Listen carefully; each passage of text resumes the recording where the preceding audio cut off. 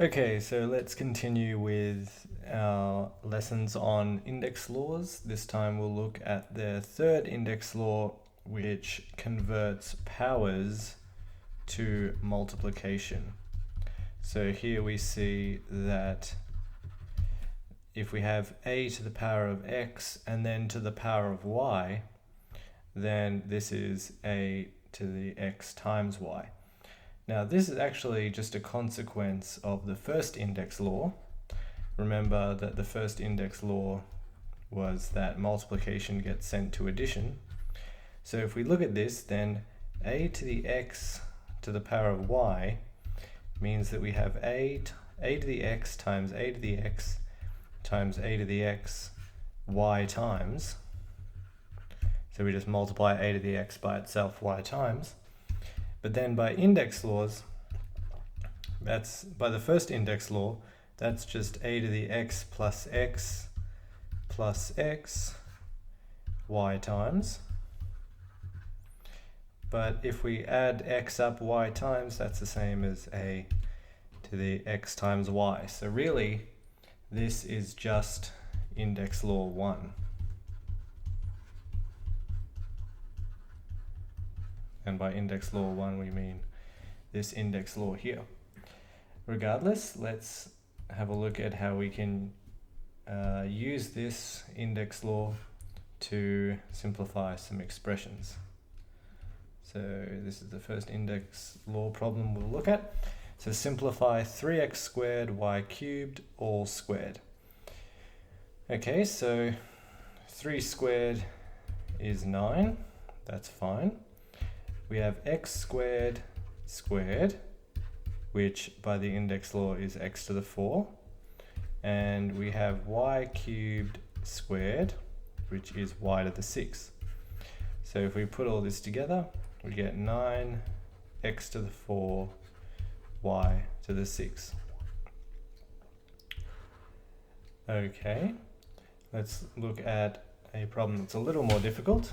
So here we have simplify the square root of 4x squared y to the 6 divided by 8x cubed y to the 9. Okay, so remember that the square root of something can be written in index notation as x to the half. So the square root of 4x squared y to the 6 is 4x squared y to the 6 to the 1/2.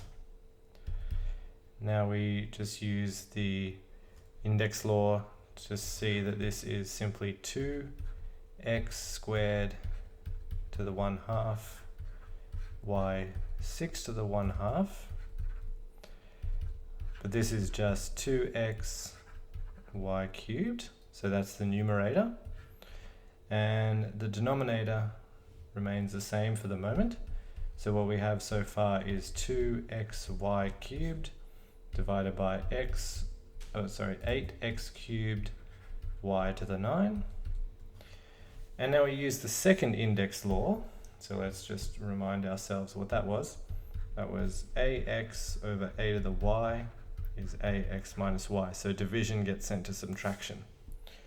So if we do that, what we find is, well, 2 divided by 8 is 1/4. Then we get x divided by x to the 3 is x to the 1 minus 3.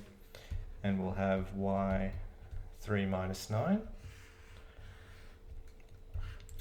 And what is this? This is just 1/4 x to the minus 2 y to the minus 6. And as another note, we should note that if I have something like y to the negative 2, it's the reciprocal, so I just flip it. So if I have a negative exponent, that's equivalent to flipping. So if we use that here, what we get is 1/4, and then it's all in the denominator. We have x squared in the denominator and y to the 6. So this is our final answer. Before finishing up, let's just briefly justify why this is the case. So it's enough since we know the third index law, it's enough to show that x to the negative 1 is 1 over x. But this is actually quite easy because we have x times 1 over x is x over x, which is 1. Now we can write 1 as x to the 0, because anything to the power of 0 is 1. Anything non-zero to the power of 0 is 1. So we have this, so we know that x times 1 over x is x to the 0. But let's write 1 over x as x to the k. So we have x times x to the k is x to the 0. But this means that x to the 0 equals x to the 1 times x to the k. Now the first index law tells us that this is 1 plus k. And so we conclude, since these have the same basis, that 1 plus k equals 0, so k equals negative 1.